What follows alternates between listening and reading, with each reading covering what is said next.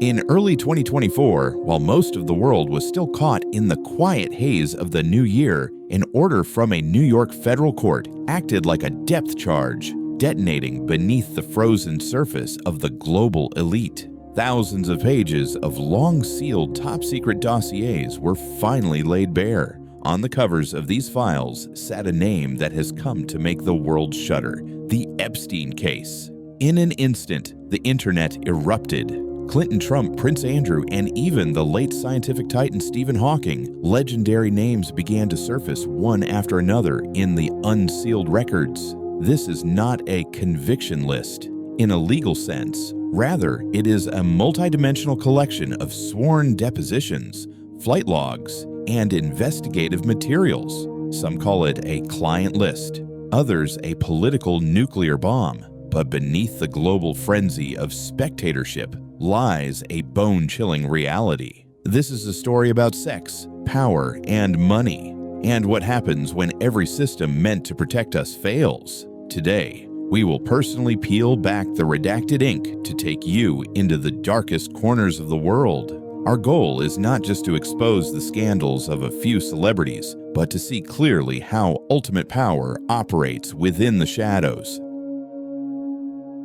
In the depths of internet rumor, this list has been described as a one-way ticket to hell. But to truly understand it, we must shift our gaze from the gossip and return to the cold reality of the Manhattan Federal Court.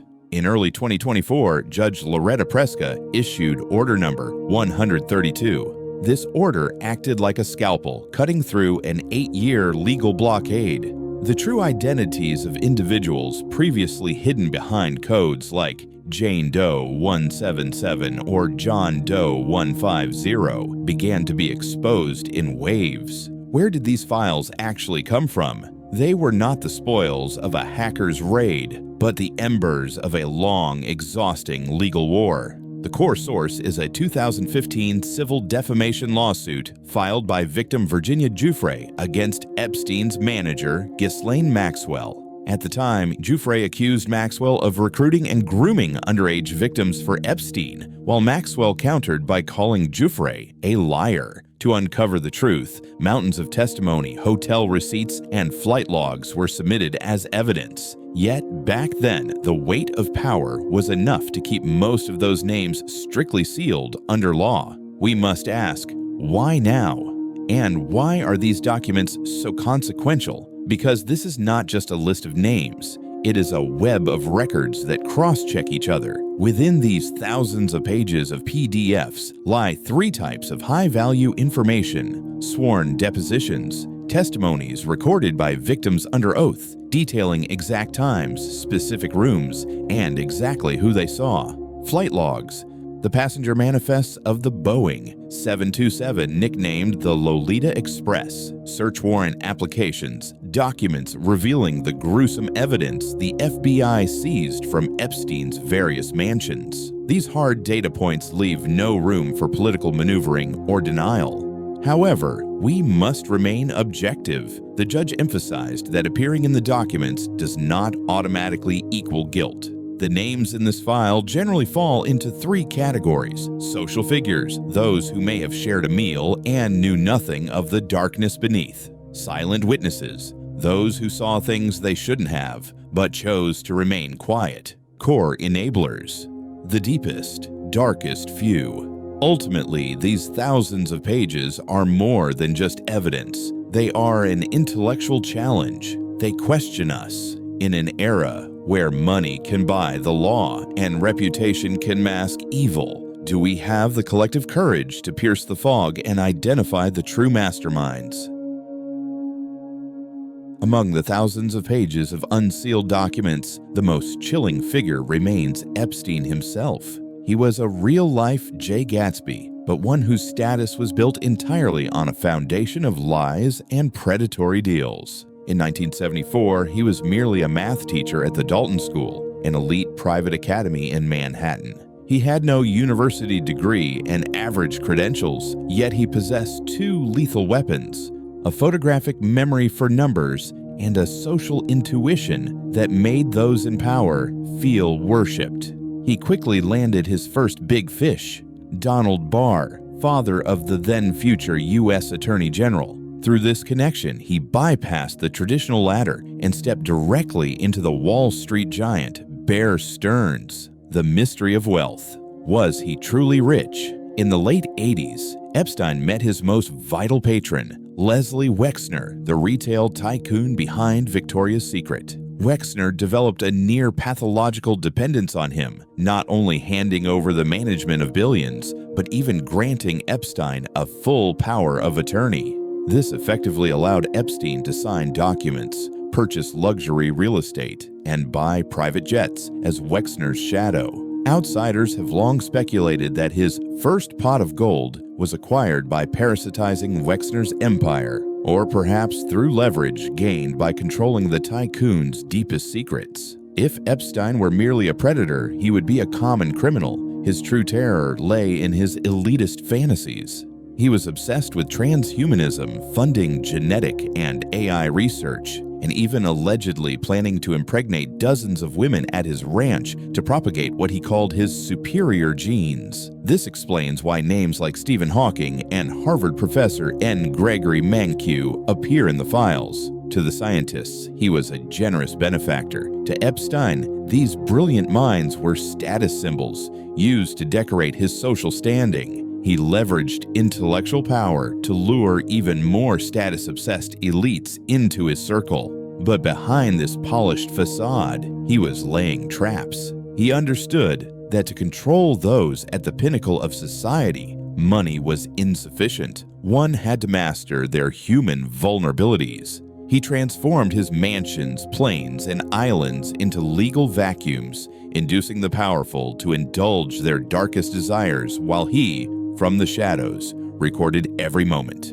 As one investigative journalist put it, Epstein wasn't selling sex, he was selling immunity while buying leverage. Throughout the Unsealed documents, Little St. James serves as a recurring geographic coordinate, a ground zero for nightmares. To the public, it was a multi-million-dollar Caribbean paradise. But in the harrowing testimonies of survivors, it carried a sickening nickname used in survivor testimonies: Lolita Island.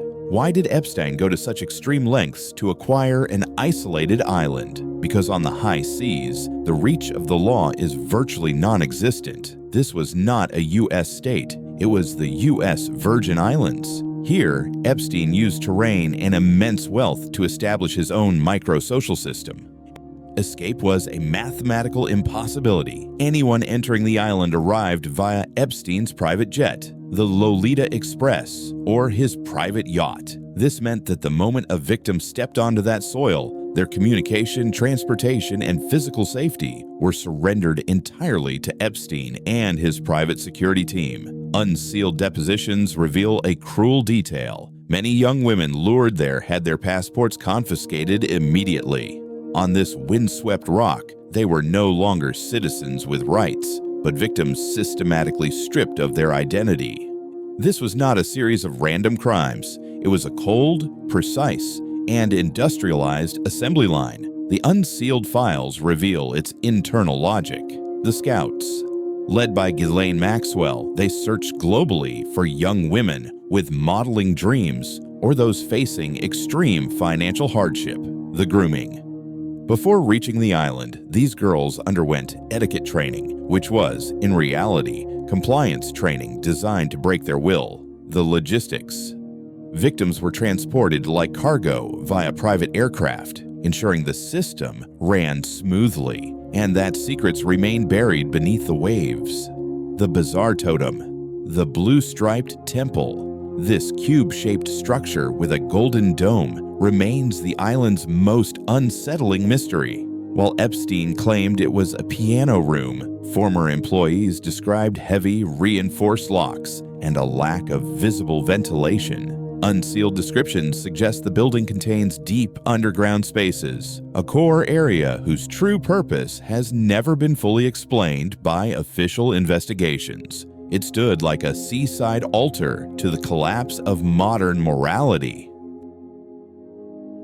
Former investigators and employees have confirmed that nearly every corner, including the most private bedrooms, was rigged with hidden cameras. This was Epstein's true nuclear weapon. The dignitaries and elites who came here thought they had found a lawless sanctuary where they could cast off the shackles of civilization. They had no idea that from the moment they entered a room, their every move was being captured in high definition. In intelligence circles, this is known as kompromat. By satisfying the dark desires of the world's most powerful men, Epstein effectively seized their lifelines.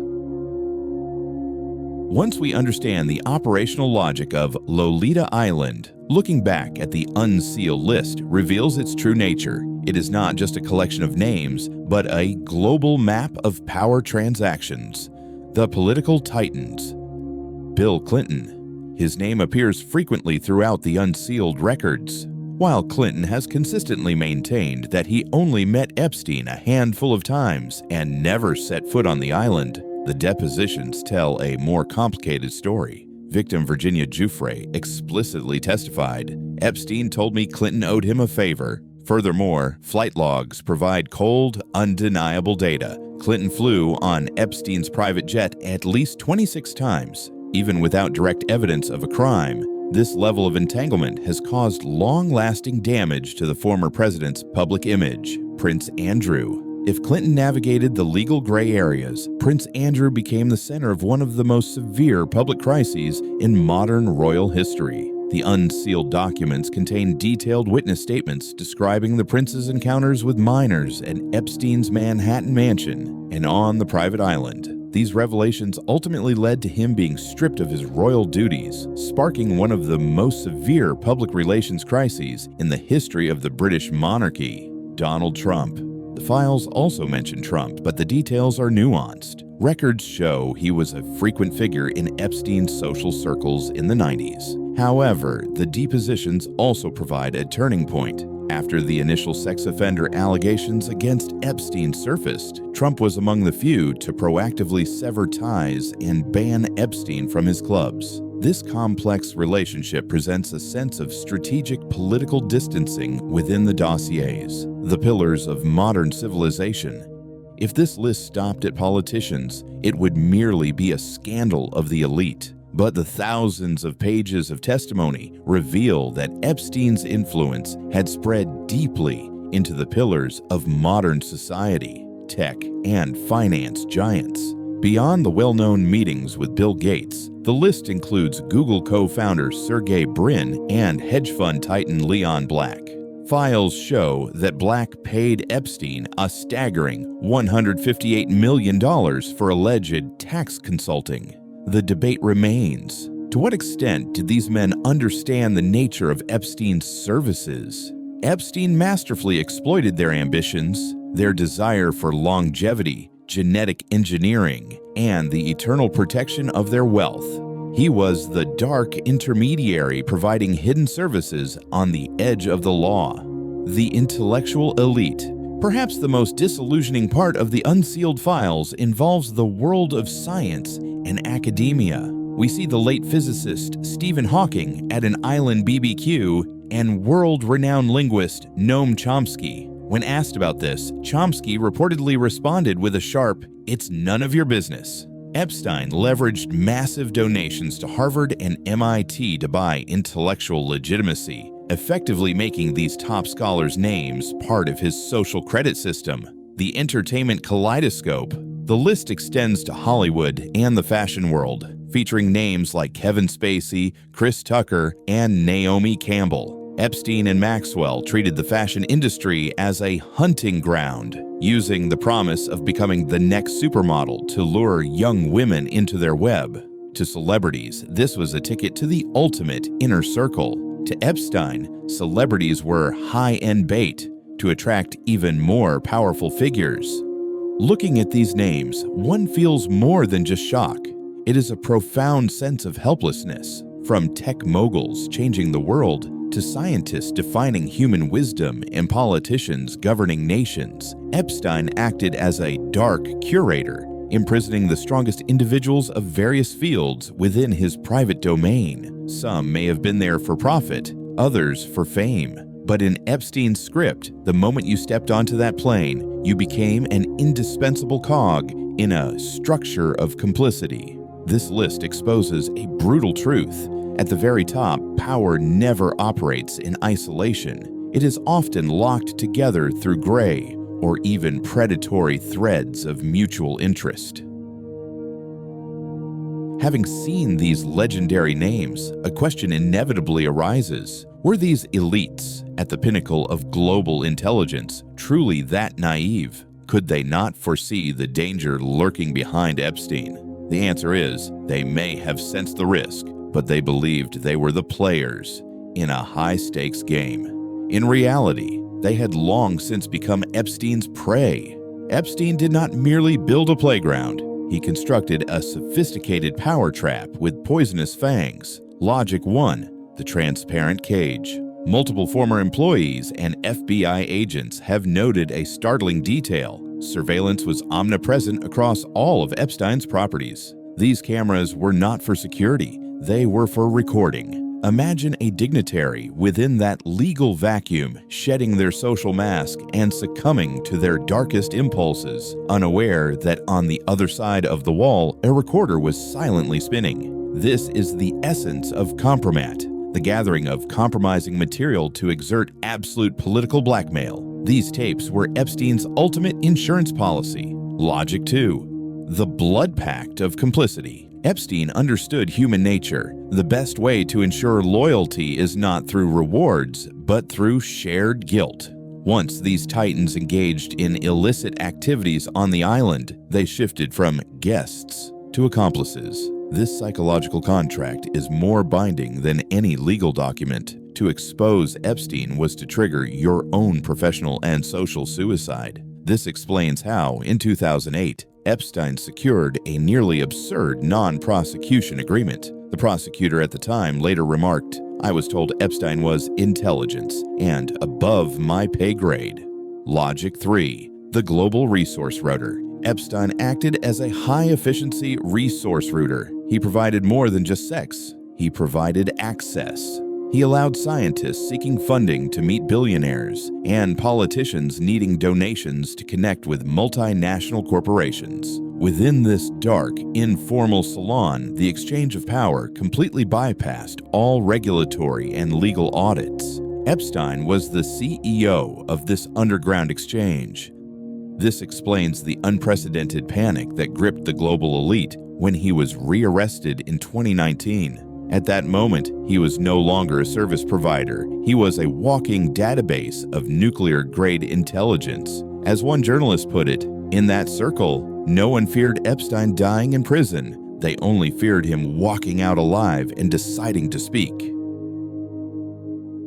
August 10th, 2019, 6:30 a.m. The Metropolitan Correctional Center in Manhattan, when guards opened the steel door to the special housing unit on the 9th floor to distribute breakfast, the scene they encountered paralyzed the U.S. Department of Justice. Jeffrey Epstein, the man who held the ledger of life and death for the global elite, was slumped by his bed. Around his neck was a makeshift noose torn from an orange bedsheet. He was in a kneeling position, no longer breathing. His death was described by the Attorney General as a perfect storm of failures. Let's examine the coincidences that form this storm.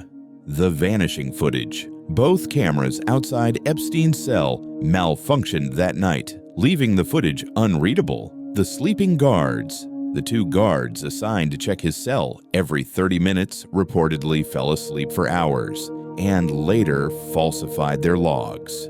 The removed roommate. Just one day before his death, Epstein's roommate was transferred out, and due to an administrative oversight, no replacement was moved in. He was left alone in the dark.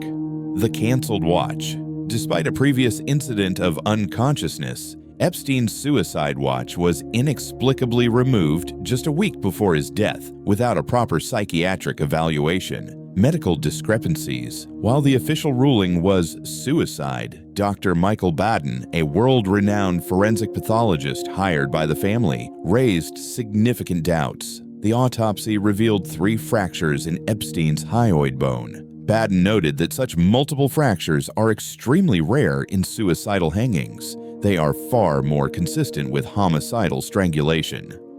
In the eyes of the public, the ending was simply too perfect. 3 days after his death, all criminal charges were formally dismissed. With his last breath, the trials that could have implicated the world's most powerful people came to a dead stop. The phrase, "Epstein didn't kill himself," has become more than a meme. Behind it lies not just a fascination with conspiracy, but a profound fear of a stark reality. The fact that those in power can erase the truth with chilling ease.